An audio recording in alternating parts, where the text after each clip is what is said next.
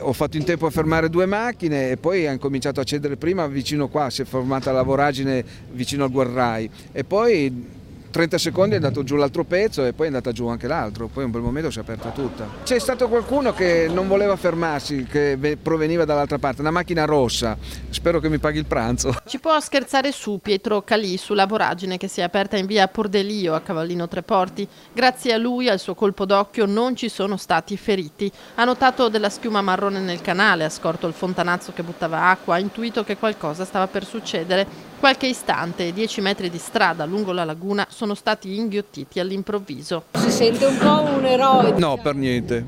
No, no, eroe per niente, no. L'episodio a luna di pomeriggio, località Ca' Ballarina, all'altezza delle intersezioni con via Passerelle e via della Fonte.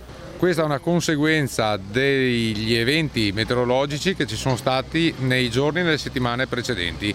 È cominciata una piccola erosione, man mano è andata avanti fino ad arrivare a questo punto. Qui possiamo dire che i problemi sono derivanti dalle alte maree eccezionali che abbiamo avuto. Immagini di un cedimento stradale che si sommano a quelle arrivate in queste ore da altre zone d'Italia e che raccontano di un paese fragile in cui le emergenze si moltiplicano. Immediato in via Pordelio l'intervento del comune. I tecnici sono al lavoro per cercare di stabilire l'entità dei danni di cui si dovrà fare carico l'autorità competente e il provveditorato per le opere pubbliche. La strada rimane chiusa, difficile ipotizzare quando il manto stradale verrà ripristinato. La zona è stata intanto messa in sicurezza. Stanno cercando di tappare il buco lato laguna e di rinforzare gli argini del canale in modo che non venga completamente eroso.